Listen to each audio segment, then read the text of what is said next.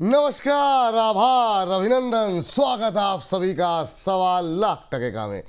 1.25 लाख में पहला सवाल, 4 दिन की तेजी के बाद टूटेगा बाजार या फिर आएगी रिकवरी?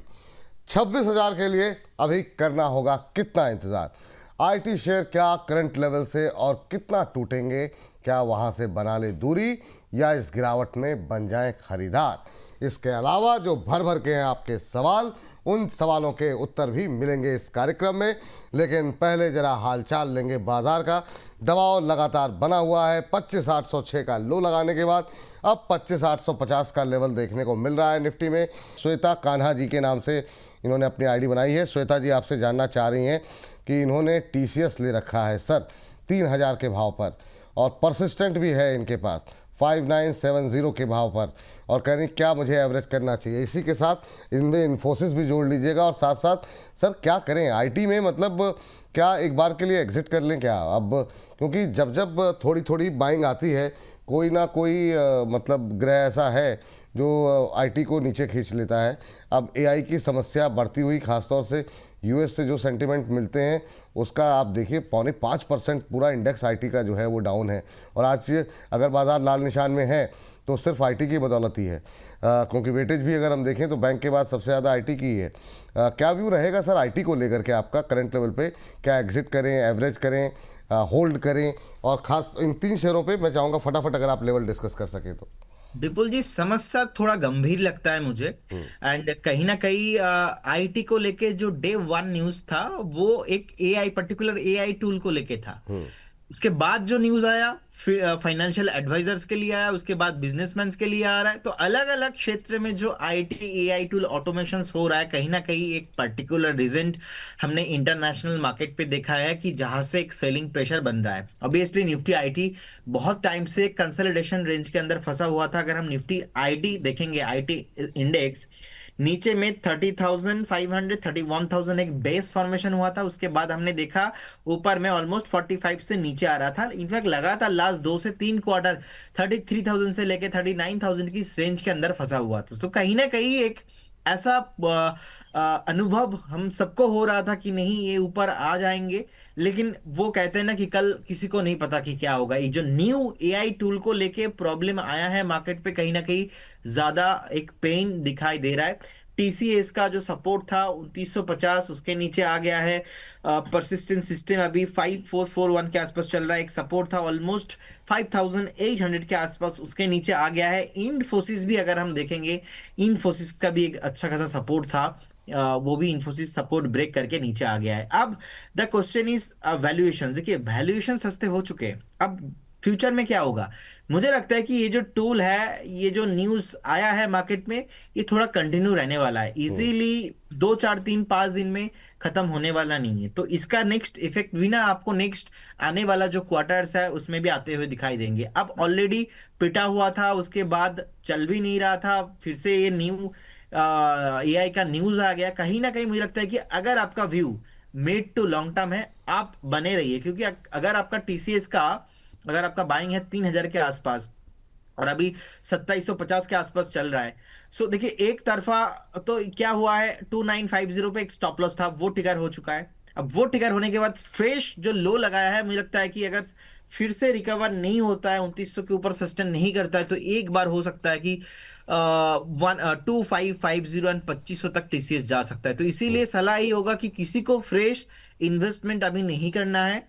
और अभी इमीडिएटली चार्ट खराब हुआ है, एटलीस्ट फिर से कोई पुल बैक या तो सपोर्ट जो लेवल है इसके ऊपर सस्टेन होने दीजिए, एक बेस बनने दीजिए। वो बेस या तो सपोर्ट कुछ भी मुझे नहीं लग रहा है अभी शॉर्ट टाइम के हिसाब से। तो इसीलिए फ्रेश अभी अवॉइड करने का सलाह होगा। अगर व्यू आपका मिनिमम 2 से 3 क्वार्टर का है, बने रहिए। व्यू 2 5 दिन का है, एग्जिट होके जाइए। ठीक, तो ये आप लोगों के लिए राय है, जो लोग भी आईटी को लेकर के राय जानना चाह रहे थे। इसीलिए मैंने डिटेल में 2-3 शेयर एक साथ डिस्कस कर लिए, ताकि लोगों को थोड़ी सा डिटेल में जो है इसका उत्तर मिल जाए। इस बीच गौरव त्यागी जी हैं, कह रहे हैं विपुल सर नमस्ते। नमस्ते आपको भी। कह रहे हैं कि बीएल में करंट प्राइस पे बाय कर सकते हैं क्या 1 ईयर के लिए? काफ़ी तो चल चुका है सर। अब मतलब मुझे लगता है कि इस पर तो प्रदीप जी से हम लोग काफ़ी लंबे समय से डिस्कस कर रहे हैं। काफ़ी अच्छे लोगों ने पैसे भी बनाए होंगे। और सर इतनी ऊपर आकर के क्या अभी बाय करना चाहिए, क्या सलाह रहेगी? फ्रेश बाय करना चाह रहे हैं और जिनके पास है उन्हें कहाँ एग्जिट करना चाहिए, ये भी बता दीजिएगा। विपुल जी, रहना उनके साथ है जो स्ट्रांग है, जो कमजोर नहीं है। जो कमजोर है उनके साथ नहीं रहना है। सो बीएल एक प्रोमिनेंट स्टॉक है। अब देखिए मार्केट में इतना उथल पथल हो गया लेकिन बीएल को कोई हिला भी नहीं पाया। और बीएल इतना स्ट्रांग है, हमने बार बार चार्ट में भी देखा 385, 380, 390 एक प्रोमिनेंट सपोर्ट के तौर पे काम किया है बीएल। मुझे लगता है कि बिल्कुल आपको बने रहना चाहिए, इनफैक्ट फ्रेश बाय भी करना चाहिए। करेंट जोन से टारगेट अगर आप थोड़ा बहुत 12 मंथ का टाइम फ्रेम्स लेंगे तो मुझे लगता जी। है कि 540, 550 इजीली पॉसिबल है। तो अगर नीचे मिलता है थोड़ा 15-20 रुपीज तो थोड़ा वो आपके लिए बहुत ही फेयर वैल्यूएशन हो जाएगा, लेकिन अभी भी बाय करने का सलाह है। All time high on the way, बहुत जल्दी आपको न्यूज हाईज बनते दिखेंगे। डिफेंस में देखेंगे अदर जितने भी स्टॉक्स है वहां पे सेलिंग प्रेशर आया है, लेकिन बीएल में कुछ नहीं हुआ है। तो बीएल डेफिनेटली आपको फ्रेश बाय करना चाहिए, अगर किसी के पास है तो आपको बने भी रहना चाहिए। ठीक सर। इस बीच रितेश कुमार जी कह रहे हैं रिडा में निराश मत हो रो भाइयों, अच्छे रिजल्ट के बाद भी जानबूझ करके गिरवाया जा रहा है, इसे मत बेचना। ऑपरेटर सस्ते में रिडा के शेयर लेने के चक्कर में है।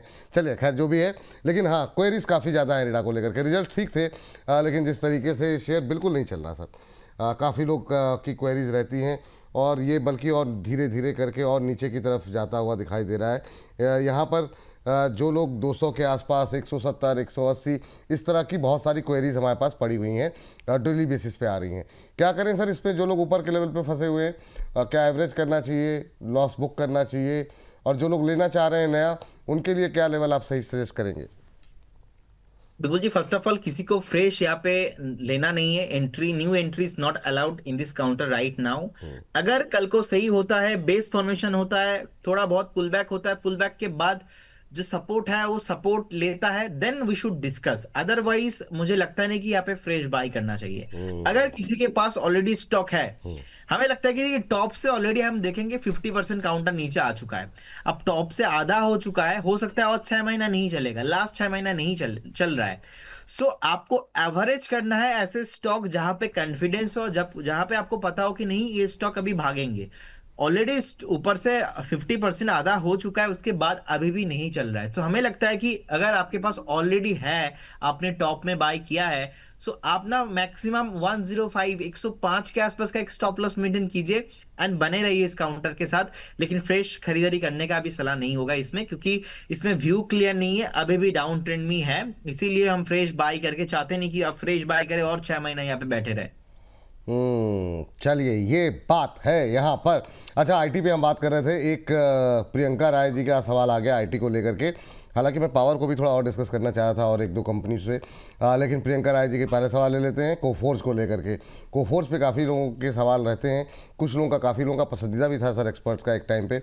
1890 की बाइंग ली है, 40 शेयर हैं।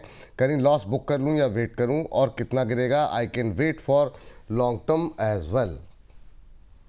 देखिए व्यू जो मैंने आईटी को लेके ओवरऑल बताया Vipul ji, same copy paste रहेगा आईटी को लेके व्यू। बाकी कोफोर्स अभी 1417 के आसपास का प्राइस चल रहा है, और क्योंकि आपने बताया मैं जितना समझ पा रहा हूँ कि उनका व्यू लॉन्ग टर्म है, तो definitely you should wait with strictly stop loss of 1218, 1218 के आसपास का you should maintain stop loss and बने रहिए काउंटर के साथ।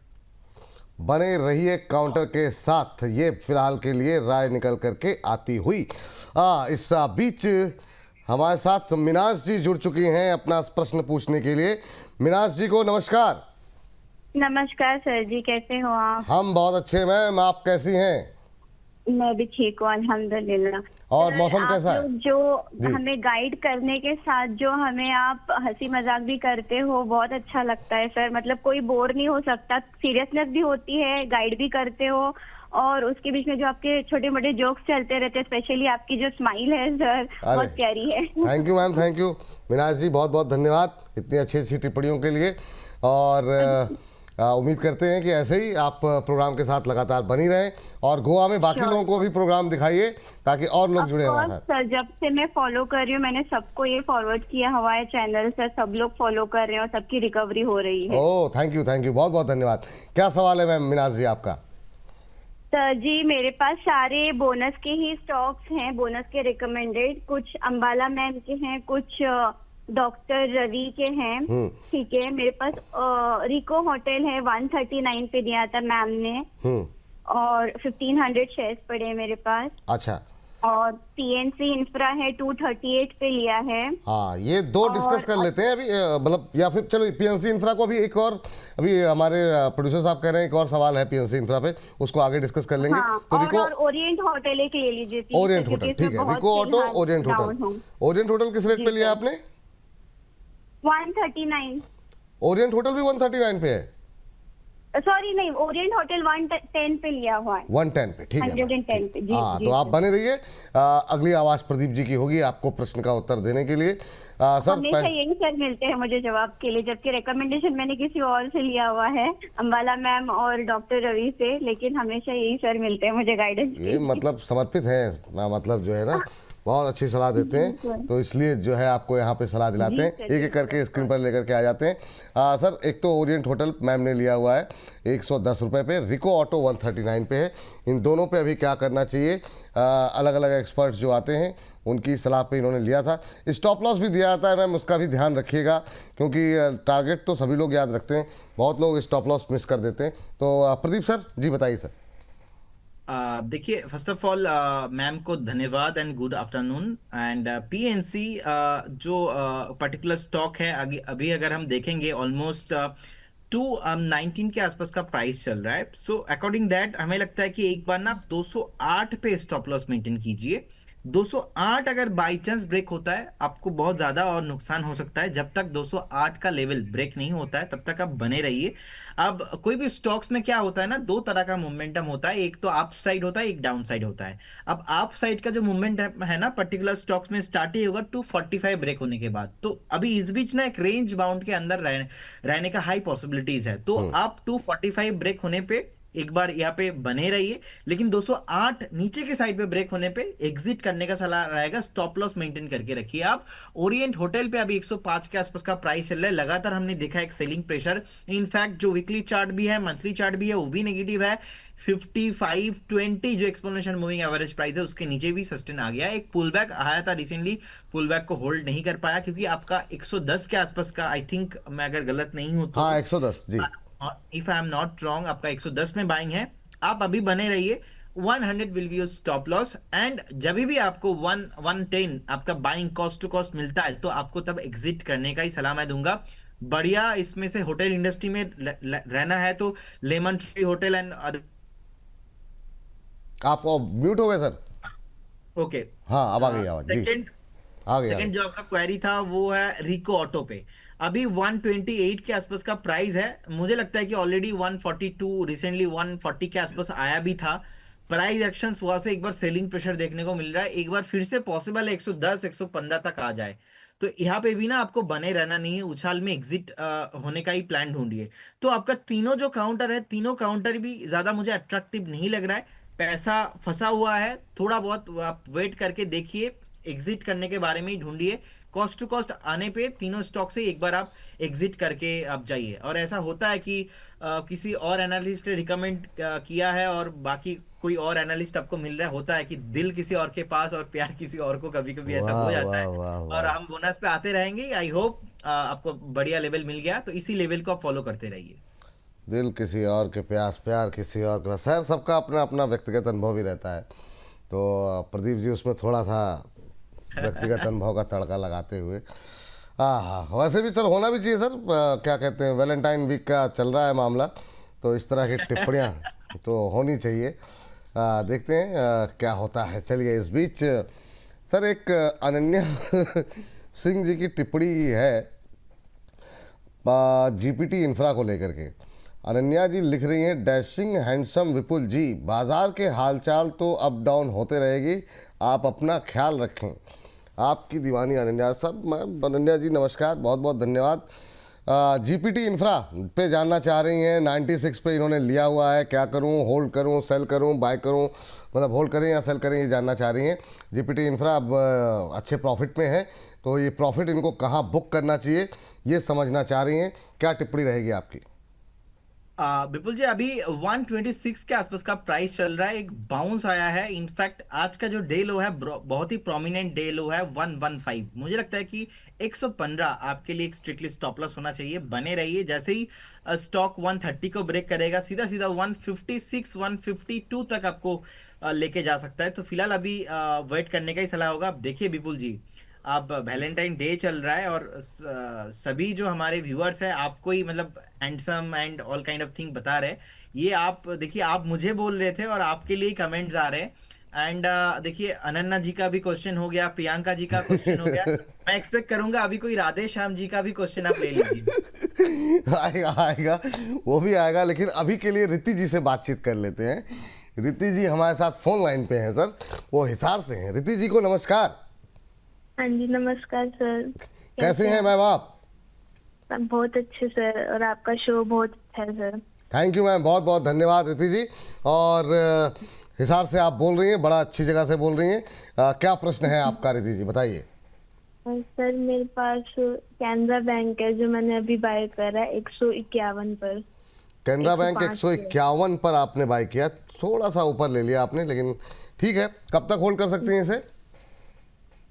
सर 1 महीने तक। 1 महीने तक। जब आप बिल्कुल पीक के आसपास लें तो कोशिश ये किया कीजिए, भले ही अच्छी कंपनी हो, नज़रिया थोड़ा सा बढ़ा लीजिए। काफ़ी अच्छा चला, लेकिन मैं अभी इस पर विशेष टिप्पणी जो है वो प्रदीप जी की रहेगी, वो बताते हैं आपको। 6-7 रुपए के नुकसान पे हैं। सबसे पहले चलने वाले बैंकों में से रहा सर। इस पर हम लोगों ने तब से डिस्कशन हम लोग कर रहे हैं जब ये 100 रुपये के नीचे हुआ करता था, और तब हम लोगों ने PSU बैंक्स को पे बात करनी शुरू की थी। आपका व्यू अब क्या है? थोड़ा ऊपर जा करके बिल्कुल पीक के आसपास लिया है, जहाँ पे थोड़ा रुक रहा है, थम रहा है। रिति जी के लिए क्या सलाह रहेगी आपकी? जी बिल्कुल जी, देखिए ओवरऑल मैम का ना बाइंग थोड़ा टॉप में हो चुका है, आपने सही बताया। मुझे लगता है कि उनको एक 140 का एक स्टॉप लॉस डेफिनेटली मेंटेन करना चाहिए। अगर कल को जाके मार्केट में कुछ भी सेलिंग प्रेशर आता है तो स्टॉक एक बार आपको 125 130 तक भी मैक्सिमम आ सकता है। तो इसीलिए you need to just maintain stop loss with 140 and बने रहिए स्टॉक के साथ, क्योंकि आपका बाइंग थोड़ा हायर टाइम फ्रेम में हुआ है। तो इसीलिए व्यू छोटा सा नहीं होगा, 15-20 दिन 1 महीना नहीं होगा। आपका व्यू मिनिमम 3 से 4 6 महीने का मिनिमम होना चाहिए। सो 140 में एक स्टॉप लॉस मेंटेन कीजिए, बने रहिए। 158-60 ब्रेक होने के बाद अगेन स्टॉक आपको 195-200 तक आते हुए दिखाई देंगे। लेकिन बैंक बहुत ही बढ़िया है। इनफैक्ट स्टार्टिंग में आपने बताया भी था, आपका तो हमारा डिस्कशन हुआ था 100 के आसपास में। मुझे याद है मैंने कॉल भी दिया था 125 के रेंज पे। तो मैंने ऐसे भी स्टेटमेंट दिया है पहले भी कि I will not change my statement about the PSU bank next 6 महीना। वो 4 महीना हो भी चुका है। सो कहीं ना कहीं ओवरऑल ट्रेंड देखेंगे अभी भी पॉजिटिव है, लेकिन जो शॉर्ट टाइम में थोड़ा बहुत प्रॉफिट बुकिंग हेल्दी करेक्शंस होता है, पर्टिकुलर स्टॉक्स अभी वही कर रहा है। तो बिल्कुल आप अगर long term mid term view है तो बने रहिए, लेकिन एकदम से शॉर्ट टर्म व्यू इसमें नहीं होगा। ये बात यहाँ पर निकल करके आई है। और इस बीच चलते हैं। अच्छा चल, अभी आपने कैनरा बैंक की बात की, तो थोड़ा सा PNB भी देख लीजिए ना एक बार। क्या मतलब, हमारे एक दर्शक की टिप्पणी आई है, उसी के साथ ही बात कर लेते हैं। इन्होंने 125 पे लिया है। अच्छा, ये लोग सब लोग थोड़े से ऊपर आकर के ही ले रहे हैं, क्या बात है? 125 पे लिया हुआ है। PNB में क्या दम दिखाई दे रहा है? क्या अभी क्या करना चाहिए? 125 के आसपास ये उतना नहीं चला सर। क्या सलाह रहेगी आपकी? बिल्कुल जी, एग्जैक्टली करेंट उनसे मुझे लगता है कि 114 के आसपास का एक स्ट्रिक्टली स्टॉप लॉस होना चाहिए। 114 विल बी स्टॉप लॉस, बने रहिए। 132-33 ब्रेक होने के बाद आपको 165-70 तक आने का हाई पॉसिबिलिटीज है पंजाब नेशनल एंड बैंक पे। सो होल्ड करने का ही सलाह रहेगा, लेकिन व्यू वही है, सेम रहेगा। PSU बैंक पे भी शॉर्ट टर्म में व्यू नहीं चलेगा, क्योंकि शॉर्ट टर्म में जितना रैली था वो रैली हो चुका है। रैली के बाद का जो मूवमेंट हम होता है कि करेक्शन फेज 1 चल रहा है, फेज 2 फेज 3 देखना बाकी है, तो झटका लग सकता है। तो इसीलिए स्ट्रिक्टली स्टॉप लॉस मेंटेन करके जाइए। ये बात PNB को लेकर के निकल करके आई है। चलिए, सवाल तो काफ़ी ज़्यादा है अलग अलग सेक्टर्स पे, लेकिन थोड़ा थोड़ा बीच बीच में अपने भी सवाल हम लेते रहें, क्योंकि पावर पे बात शुरू हुई थी। पावर में सर 2-3 शेयरों पे थोड़ा सा व्यू आपका जानना चाहेंगे। जैसे पावर ग्रिड है, एक अच्छा मतलब कैंडिडेट इस समय दिखाई दे रहा है, धीमे धीमे करके। आज जरूर टूटा है, लेकिन बीते अगर हम कुछ दिनों की बात करें तो एक महीने में इसमें करीब 12-13% की रैली देखने को मिली है। अब यहाँ पे क्या अभी भी अपसाइड की गुंजाइश है क्या? दूसरा, हमने देखा SJVN, इन दोनों पे आपकी राय जानना चाहेंगे। SJVN में आज नतीजों के बाद एक मोमेंटम बनता हुआ दिखाई दे रहा है। अभी SJVN में कितना अपसाइड दिखाई दे रहा है? इन दो पे आपकी राय क्या रहेगी? बिल्कुल जी, एसजीवी ने भी 78 79 के अराउंड है। 86 ब्रेक होने के बाद यहाँ पे मोमेंटम पॉसिबल है, बाकी उससे पहले कोई भी रिकमेंडेशन नहीं रहेगा। और सेकंड आपने बताया था पावर ग्रिड, अभी 292 के आसपास का प्राइस है, होल्ड करने का सलाह रहेगा। डेली चार्ट में ब्रेकआउट आया है और ब्रेस भी अच्छा खासा बना है। अगर हम थोड़ा वीकली चार्ट भी देखेंगे पावर ग्रिड का, मुझे लगता है कि एक जो नेक्स्ट रेसिस्टेंस है वो 328 के अराउंड है, उससे पहले नहीं है, तो होल्ड करने का सलाह रहेगा। होल्ड करने की सलाह रहेगी दोनों को सर? जी, दोनों को होल्ड करने का सलाह रहेगा। ठीक है। इस बीच हमारे ऑफिस में सर कुछ बातचीत चल रही थी कि मतलब सैटरडे को कोई शो करने के लिए, तो गेस्ट ये हुआ कि आपके बारे में चर्चा हुई। मैंने कहा शनिवार को तो 14 फरवरी है, वैलेंटाइन डे के दिन तो काफ़ी व्यस्तता रहेगी आपकी, तो मतलब मैंने कहा कि नहीं, बाकी सब तो ठीक है और कुछ भी चर्चा हो जाए, लेकिन चूंकि 14 फरवरी का दिन ऐसा है कि मतलब आपने अपने आप को मतलब काफ़ी इंगेज रखा है। मैंने सुना है कि बहुत टाइट शेड्यूल है उस दिन, सुबह से लेकर के रात तक का। बिल्कुल बिल्कुल जी, अगर मैं फ्री होता डेफिनेटली मैं ऑन ईयर आपको अभी हाँ बोल देता, बट उसी दिन ना मेरा और एक शूट है मैं कोलकाता में। शूट की बात मैं पहले ही मना कर चुका। मैंने कहा कि उस दिन वैलेंटाइन डे है, उनका बहुत टाइट शेड्यूल है सुबह से लेकर शाम तक का। वो जानकारी मुझे मिल गई कहीं से, तो सूत्रों के हवाले से जानकारी मिलती रहती है। चलिए तो आगे बढ़ते हैं सर। और इस बीच ऋषभ गोयल जी जरा एमसीएक्स पे जानना चाह रहे हैं, तो उनको जरा एमसीएक्स का 1 साल का टारगेट समझना चाह रहे हैं। जरा बताइए सर, अभी क्या करना चाहिए एमसीएक्स को लेकर के, कैसी सलाह रहेगी आपकी? देखिए, ओवरऑल अगर हम कमोडिटी मार्केट को देखेंगे, जिस तरीके का रैली आया है उसका सीधा सीधा effect multi commodity exchange MCX पे भी देखने को मिला है। ऑलरेडी बहुत चला है। मैं समझता हूं अगर आपका व्यू थोड़ा 1.5 से 2 साल का है तभी एमसीएक्स में आपको वेट करना चाहिए, क्योंकि ऑलरेडी शॉर्ट टाइम में चला है बहुत। बाकी बहुत ही प्रोमिनेंट स्टॉक है, लीडर है, एंड हमें लगता है कि आपको बने रहना चाहिए। 3,400 500 इजीली आपको आते हुए दिखाई देंगे। सम टाइम आपको एटलीस्ट 4 से 5 क्वार्टर वेट करना पड़ेगा, क्योंकि ऑलरेडी स्टॉक चला हुआ है।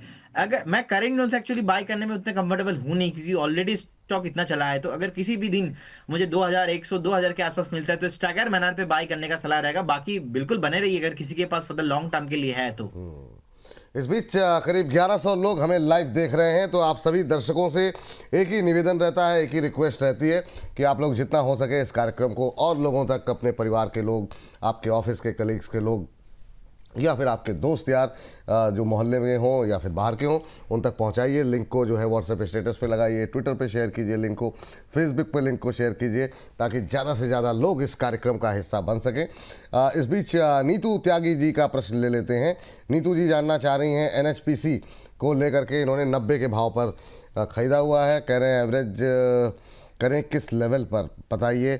एवरेज की बात क्या ही किया जाए मैम, इसको लेकर के हम लोग करीब साल भर हो गए बात करते हुए, ना तो ये सेक्टर चल रहा है और ना तो ये शेयर चल रहा है। कम से कम 3-4 रिपोर्ट तो मैंने पढ़ ली एनएचपीसी को लेकर के, जो 100 के आसपास के टारगेट से दे रहे हैं, लेकिन शेयर पे कोई खास फर्क नहीं पड़ा। क्या करें सर, मैम ने लिया हुआ है 90 रुपये पे। देखिए, 92 पे बिल्कुल जी एक रेजिस्टेंस है। जब तक 92 के ऊपर सस्टेन नहीं हो जाता ना, स्टॉक नहीं चलेगा। नीचे में 68 के आसपास का आपको स्टॉप लॉस मेंटेन करना है। अगर हम चार्ट में देखेंगे 2025 में वीकली पैटर्न पे एक सैंडविच पैटर्न फॉर्मेशन हुआ, उसके बाद ऊपर में एक मोरोबुजू लगा के सस्टेन नहीं हो पाया, 92 93 से सेलिंग प्रेशर आ गया। अब उसके बाद एक रेंज बाउंड है, कंसोलिडेशन हो रहा है चार्ट में। सो अल्टीमेटली जब भी कंसोलिडेशन होता है, there are 2 types of corrections in this market. एक है प्राइस करेक्शन, एक होता है टाइम करेक्शन। तो प्राइस करेक्शन इसमें मुझे लगता है कि ऑलमोस्ट खत्म है, लेकिन टाइम करेक्शन अभी भी बाकी है। तो इसीलिए until the cross again 92 you need to just wait and keep patience with a strictly stop loss of 68 पे स्टॉप लॉस मेंटेन कीजिए और बने रहिए स्टॉक के साथ। फ्रेश बाय न्यू बायर्स यहाँ पे नहीं आना चाहिए अभी। ठीक सर, हमारे एक दर्शक हैं सर बिमल सिंह रावल साहब, और रावल साहब कह रहे हैं कि बजट से उम्मीद थी कि आत्मनिर्भर बनेंगे, बजट से उम्मीद थी कि आत्मनिर्भर बनेंगे, पर शेयर गिरते ही हम घर वालों पर निर्भर हो गए। जीआरएससी और एचएल के लाल निशान देखकर लगता है कि हम युद्ध जीतने से पहले ही शहीद हो गए। तो कह रहे हैं कि आपके विचार क्या हैं डिफेंस को लेकर के, ख़ास तौर से एचएल और जीआरएससी, इन दो पर इनकी टिप्पणी जो है आपसे जानना चाह रहे हैं। और बड़ा ही चुटीला अंदाज इन्होंने चुना है सवाल पूछने के लिए। तो बड़ी अलग अलग तरीके से लोग सवाल पूछते रहते हैं। क्या सवाल क्या टिप्पणी रहेगी सर? एचएल में तो मतलब जैसे बीएल जो है लगातार अच्छा परफॉर्म कर रहा है, एचएल नहीं चल रहा बिल्कुल, क्या करें? और जीआरएससी पे भी आपका व्यू जानना चाहेंगे। विपुल जी, एचएल बहुत टाइम लगा रहा है और हमें लगता है कि देखिए फ्रेश बाई अभी थोड़ा अवॉइड करना चाहिए। एचएल के लिए न्यू एक मैं लेवल सर्च कर रहा था जो 3600 के आसपास है सपोर्ट, उससे पहले एचएल को बाय आपको नहीं करना चाहिए। बाकी अगर किसी के पास 4400 4200 300 के आसपास का बाइंग है, बिल्कुल आप बने रहिए। फॉर द लॉन्ग टर्म कुछ भी प्रॉब्लम मुझे नहीं दिखता है, लेकिन अभी ये चलेगा नहीं। मान लीजिए इसका पेट्रोल खत्म है, अब न्यू कार में ऑयल डलवाएगा, उसके बाद फिर से स्टार्ट देना पड़ेगा, फिर से चलेगा, तो इसे वन काइंड ऑफ कंसोलिडेशन हम मान सकते हैं। तो अगर हम जीआरएससी में भी देखेंगे 2486 का प्राइस है, नीचे आना अभी भी एक डिप देना बाकी है। मैं बोलूंगा फॉर द लॉन्ग टर्म कुछ भी प्रॉब्लम नहीं है, लेकिन नेक्स्ट 6-8 महीना ये नहीं चलेगा, अभी भी टाइम लगेगा। So it will take some time, तो इसीलिए फ्रेश बाई और किसी को यहाँ पे अभी आना नहीं है। और डिफेंस हमने देखा बजट से पहले चला नहीं है, अभी भी नहीं चल रहा है, तो एक बार ना थोड़ा बहुत हल्का रखिए अपने पोजीशंस को। लेकिन अगर किसी के पास जीआरएससी है तो आप ना एक बार 1985 का एक स्टॉप लॉस मेंटेन कीजिए और बने रहिए स्टॉक के साथ। मैं ओवरऑल नेगेटिव इस काउंटर में नहीं हूँ, क्योंकि साल भर अगर हम ओवर देखेंगे कि लास्ट ईयर भी 6,80,000 करोड़ के आसपास का एलोकेशन था, इस बार भी ऑलमोस्ट इंक्रीज ही हुआ है। सो ओवर द टाइम एक थीम है इंडिया का, ये खत्म नहीं होगा। लेकिन ऐसा नहीं है कि आपको तुरंत ही रिटर्न देगा, अच्छा खासा चला भी है, ऊपर से नीचे आया है, अभी कंसंट्रेशन कर रहा है। नेक्स्ट जब तक कुछ भी ट्रिगर नहीं हो जाता ना, ओवरऑल ये सेक्टर, ये स्टॉक्स नहीं चलेंगे। तो इनमें से अभी एक ही स्टॉक है जो कि एससीआई अच्छे से चला नहीं है, और बीईएल जो अच्छे से अभी ऊपर नहीं आया और नीचे भी नहीं आया, बीईएल अभी चलेगा। एचएल और जीआरएससी थोड़ा अंडर परफॉर्मेंस होने का हाई पॉसिबिलिटीज लग रहा है। चलिए, सर अच्छा, शिपिंग कॉर्पोरेशन पे क्या बोल, सर उस पर भी थोड़ा बोल ही दीजिए, क्योंकि रिजल्ट तो काफ़ी शानदार रहे थे। अभी क्या करना चाहिए? जी बिल्कुल जी, देखिए एससीआई जो है 260 को होल्ड नहीं कर पा रहा था बार बार और मल्टीपल टाइम्स, अभी 273 के आसपास का प्राइस है। एक बार 270 को अगर नेक्स्ट 2 से 4 दिन होल्ड करता है, तो नेक्स्ट जो टारगेट निकल के आ रहा है वो है 292 के आसपास, और 292 ब्रेक करने पे आपको 320 तक आते हुए दिखाई देंगे। अगर किसी के पास पोजीशन है for long to medium term, आपको 340 के आसपास का एक स्टॉप लॉस, सॉरी 240 के आसपास का एक स्टॉप लॉस मेंटेन करना है और बने रहना है। चलिए, ये बात यहाँ पर इन डिफेंस को लेकर के आ गई। अभी एक सवाल था बैंक ऑफ बड़ौदा को लेकर के, मिस हो गया मुझसे नाम और लेवल, लेकिन फिर भी चूँकि सर बैंक अभी तक हमने कोई डिस्कस नहीं किए हैं। एक दो बैंक पे काफ़ी सारे सवाल थे, तो एक तो एसबीआई डिस्कस कर लीजिए कि आप प्रॉफिट बुक कर लें जिनकी लोअर लेवल पे खरीद हो। अब बैंक ऑफ बड़ौदा का मुझे थोड़ा सा इनका लेवल नहीं पता, लेकिन फिर भी बैंक ऑफ बड़ौदा पे आपका व्यू जानना चाहेंगे कि बैंक ऑफ बड़ौदा पे अभी आप क्या कहना चाहेंगे। देखिए बिल्कुल जी, स्टेट बैंक ऑफ इंडिया लगातार भागा है और मुझे लगता है कि एक बार शॉर्ट टर्म आपको, अगर आपका शॉर्ट टर्म व्यू है एकदम, आपको प्रॉफिट बुकिंग कर लेना चाहिए। देखिए आप ट्रेंड में हैं और टेक्निकली अभी भी कुछ प्रॉब्लम है नहीं, और आज डे हाई के आसपास ही है। लेकिन अगर आपका 950 में 1000 में बाइंग है, तो एक बार you should book your profit ना, कोई प्रॉब्लम इसमें है नहीं प्रॉफिट बुक करने में, क्योंकि आपको फिर से नीचे मिलेंगे। ऐसा नहीं कि एक तरफा रैली आपको देखता हुआ मिलेंगे और 1500-1600 हो जाएंगे, ऐसा तो होने वाला नहीं है। सो एक बार प्रॉफिट बुक करना अपने आप में भी एक अच्छा बात होता है कि some time you need to book your profit. And bank of Baroda अभी भी अट्रैक्टिव वैल्यूएशंस में है, उतना भागा नहीं है, एक रेजिस्टेंस बिल्ड हुआ है ऑलमोस्ट 305 के रेंज के आसपास। सो एक unit to maintain stop loss of 270 पे एक स्टॉप लॉस मेंटेन कीजिए, बने रहिए, और स्टेट बैंक ऑफ इंडिया में शॉर्ट टर्म हुआ है तो प्रॉफिट बुक कीजिए। अगर 6-8 महीना वेट करके जा सकते हो तो मुझे लगता है कि 1500 अबव भी पॉसिबल है। चलिए, ये बात है एसबीआई और बैंक ऑफ बड़ौदा, इन दोनों को लेकर के छोटी अवधि मीडियम अवधि के दोनों के व्यू जो है वो निकल करके आ गए हैं। चलिए, इस बीच हमारे एक दर्शक हैं राकेश शर्मा जी, और 2 दिन से मतलब मेरे पास जब मैं शाम को सारे कमेंट्स पढ़ता हूँ, रोलेक्स रिंग को लेके काफ़ी सारी क्वेरीज आ रही है सर। कुछ लोग ख़रीदना चाह रहे हैं, कुछ लोग ख़रीदे हुए हैं। तो अभी ज़रा रोलेक्स रिंग को एक बार देखिए, इसमें बीते कुछ दिनों में काफ़ी अच्छा मोमेंटम रहा है। आज प्रॉफिट बुकिंग है, लेकिन 4-5 दिन में 15-16% भाग गया है, एक महीने में 19% का रिटर्न। अभी भी कुछ अपसाइड की गुंजाइश है जो लोग खरीदना चाह रहे हैं उनके लिए। जिनके पास पुरानी खरीद है वो कहाँ एग्जिट करें? क्योंकि बिल्कुल जी छोटा कंपनी है, ज्यादा बड़ा कंपनी है नहीं, तो इसीलिए एक बार ना स्टॉप लॉस और टारगेट थोड़ा लंबा होगा।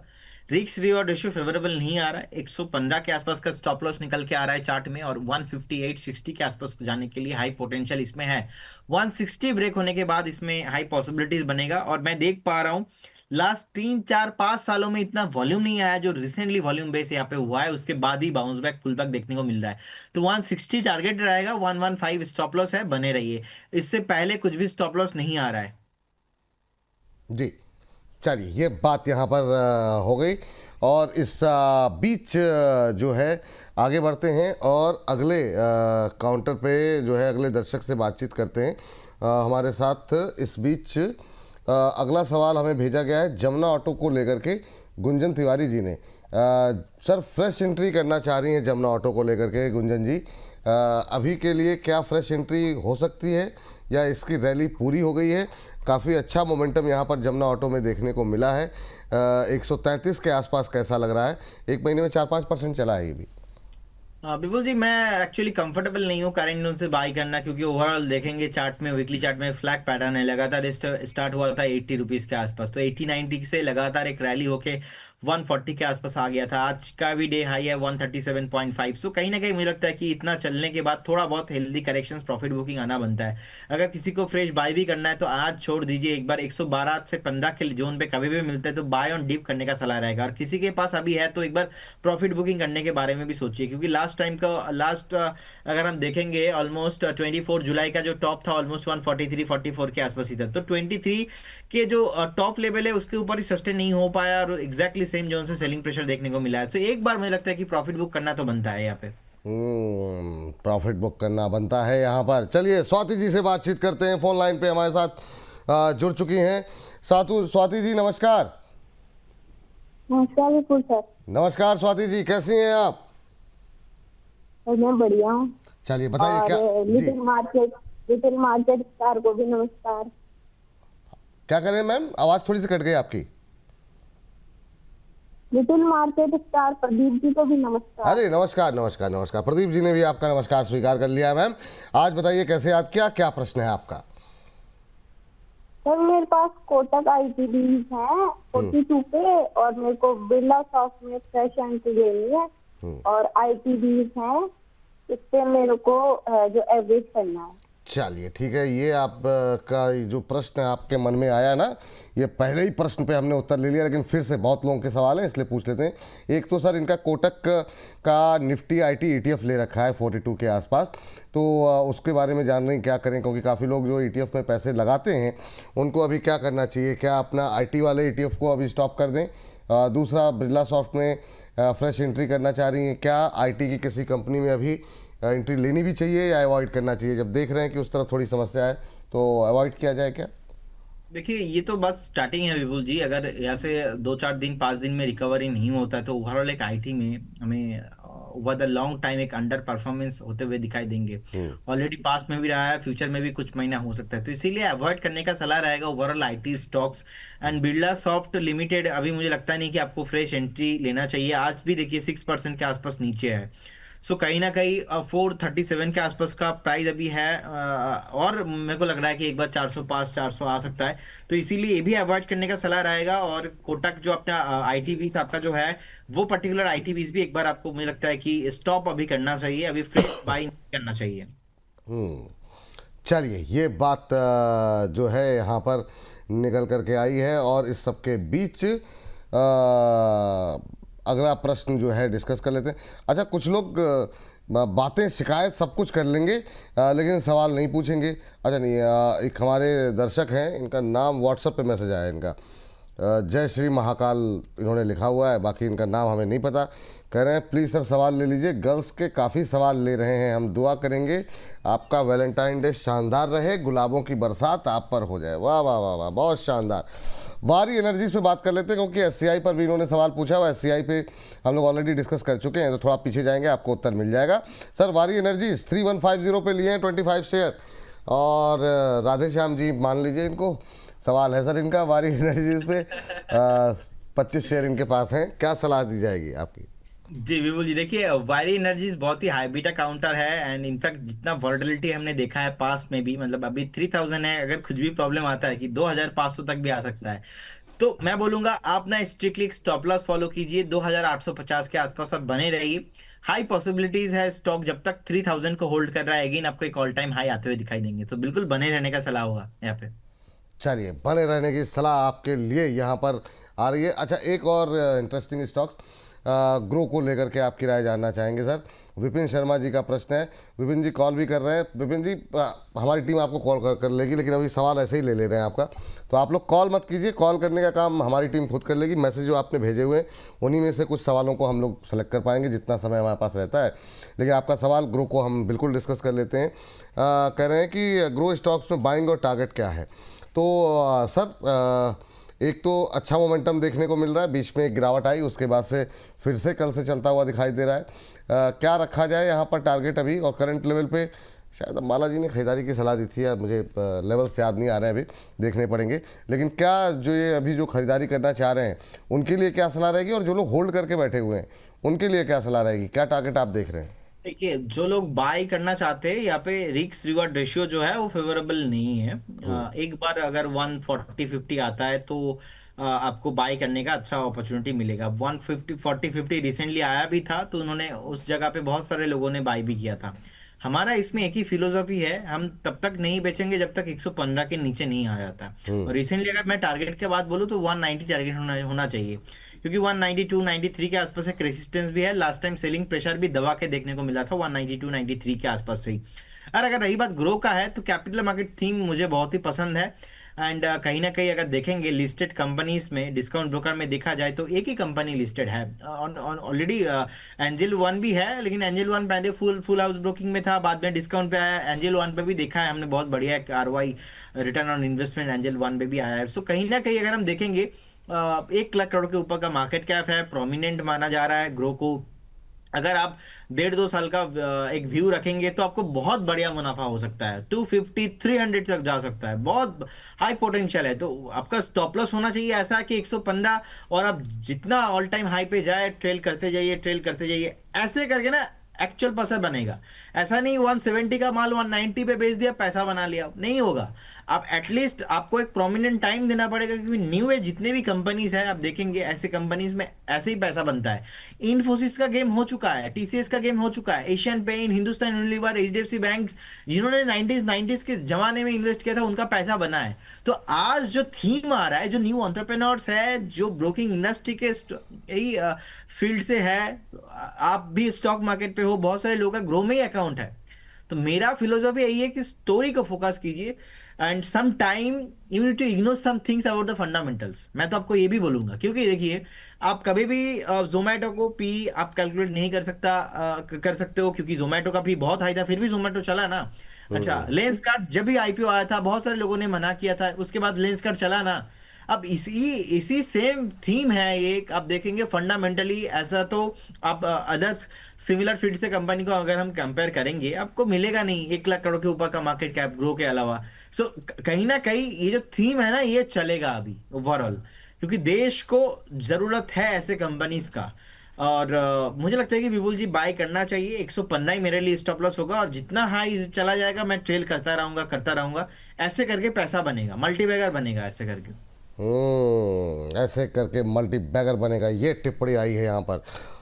चलिए, तो अब आगे बढ़ते हैं। 2 स्टॉक्स जो है डिस्कस करना चाहेंगे, पावर में रह गए थे महत्वपूर्ण, अदानी पावर और टाटा पावर।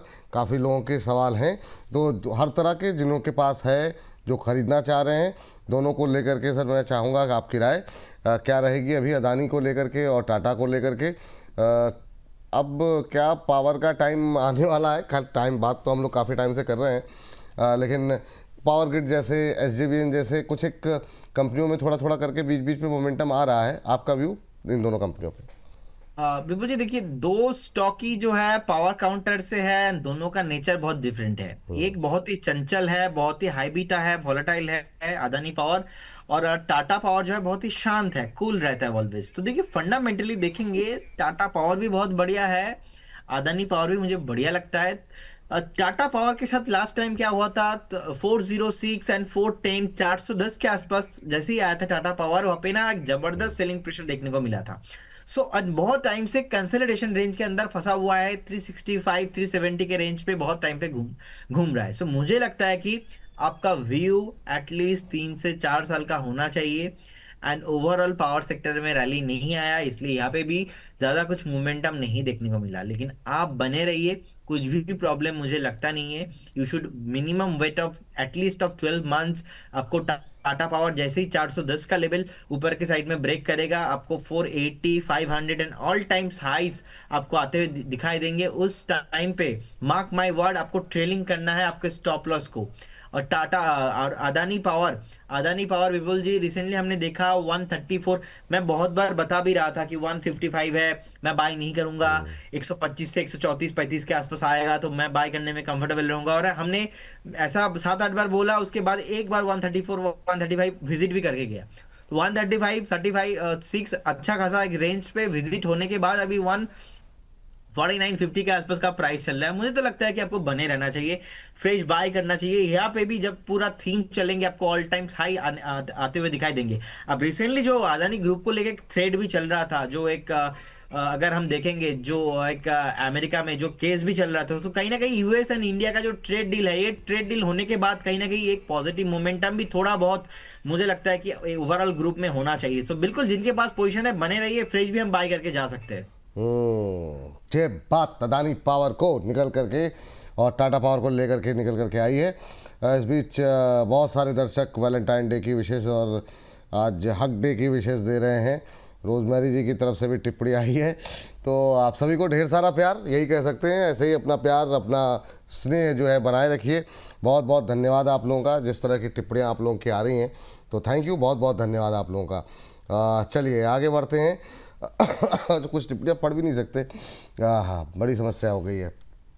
लेकिन आगे बढ़ते हैं और अगली टिप्पणियों पे और अगले सवाल पे। सर एक सेक्टर रह गया है ना थोड़ा सा, और वो भी काफ़ी इम्पोर्टेंट है, जैसे मेटल हिंदुस्तान कॉपर पे आपकी राय रह गई।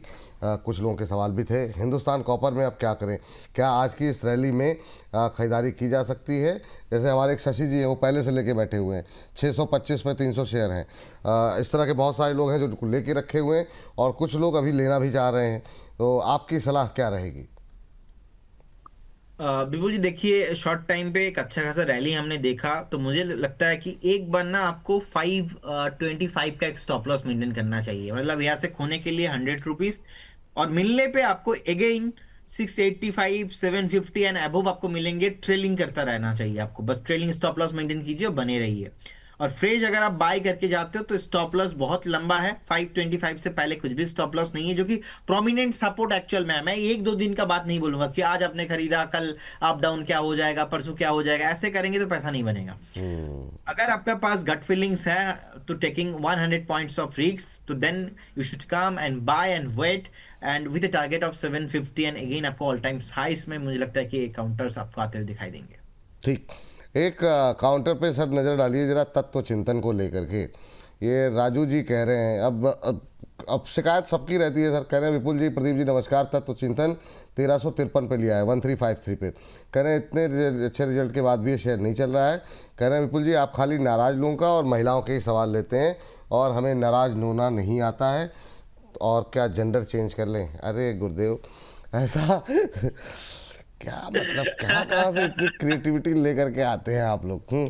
अब मेरी कोशिश ये रहती है उन शेयरों पे ज़्यादा बातचीत हो जिस पे ज़्यादा लोगों के सवाल हैं, तो उसमें तत्व चिंतन नहीं शामिल था, लेकिन फिर भी अब आपकी टिप्पणी देख करके सवाल लेना पड़ेगा। तत्व चिंतन सर 1353 1353 पे लिया हुआ है, लॉस में है, अभी 1200 के आसपास ट्रेड कर रहा है। अब इस लॉस में क्या करें? क्या एवरेज करना सही रहेगा इनका? आज 1-1.25% ऊपर ज़रूर है, लेकिन इनकी खरीद से दूरी बनी हुई है। विपुल जी देखिए, अभी तत्व चिंतन 1193 के आसपास का प्राइस है, एक डबल बॉटम सपोर्ट लिया है ऑलमोस्ट 1000 के आसपास, एक साइकोलॉजिकल लेवल भी है। तो हमें लगता है कि आप यहाँ पे एक स्टॉप लॉस मेंटेन कीजिए, बने रहिए। एंड वीकली चार्ट पे देखेंगे तो एक मॉर्निंग स्टार फॉर्मेशन हुआ है एंड उसके बाद जो मोरूबुजू है वो भी बनाया है। इनफैक्ट सस्टेन नहीं हो पा रहा है 1200 के ऊपर। एक बार अगर 1200 के ऊपर सस्टेन हो जाता है, अगेन आपको 1350 1500 तक मोमेंटम आते हुए दिखाई देंगे। और ये मैंने एक्सपेक्ट नहीं किया था, क्योंकि आपके चैनल पे आने के बाद बहुत अलग अलग चीज एक्सपीरियंस मिल रहा है और अलग अलग चीज हमें भी सीखने को मिल रहा है, तो सही है। सही है सर, सही है। अब जरा अगला सवाल भी ले लीजिए। जो है ये सवाल है सर प्रिंस पाइप को लेकर के, अंशु तोमर जी ने भेजा है और लिखा क्या है ये भी सुन लीजिए। Pradeep ji, you are the bestest analyst and stunning handsome too. If I was not married then you would have been my hero. Prince पाइस फिटिंग के इनके ऊपर सवाल है, 352 पे लिया हुआ है. तो मतलब इस पर भी प्रकाश डालिएगा. जब आप हमारे ऊपर तीर चला रहे थे तो अभी इन्होंने कहा विवाहित हो गई हैं, वरना मतलब जो है आप हीरो होते. बच गए जरा से सर आप. जी सर. सर अभी क्या ही बोलूं मैं इसके ऊपर. मैं सब लोगों का प्यार है, आप लोगों का प्यार है, बोनस का प्यार है, आप व्यूअर्स का हमारा प्यार है, ऐसे ही प्यार देते रहिए. और प्रिंस 5 में अभी 273 के आसपास का प्राइस है. चार्ट में एक डबल बॉटम फॉर्मेशन है, और लास्ट टाइम जब बॉटम लिया था ऑलमोस्ट 367 तक रैली हुआ था. इस बार भी अच्छा खासा यहाँ पे सपोर्ट लिया है और पुल बैक आया है, और हमें लगता है कि नेक्स्ट 341 345 तक ये पुल बैक कंटिन्यू हो सकता है. तो अगर आपके पास पोजीशन है तो डेफिनेटली आपको बने रहना चाहिए अंटिल द क्रॉस ऑफ 345 340 के जोन के आसपास मुझे लगता है. लेकिन वहां पे आपको बिल्कुल प्रॉफिट बुकिंग करना चाहिए, कि उसके ऊपर मैं नहीं देख पा रहा हूँ, क्योंकि ऑलरेडी ओवर सोल्ड सिचुएशन में था. तो एक बस बाउंस देखने को मिल रहा है. तो ये बाउंस सस्टेन हो पाएगा 350 एंड अबव, लेकिन 335 39 के आसपास मुझे लगता है कि एक बार आपको प्रॉफिट बुकिंग कर लेना चाहिए.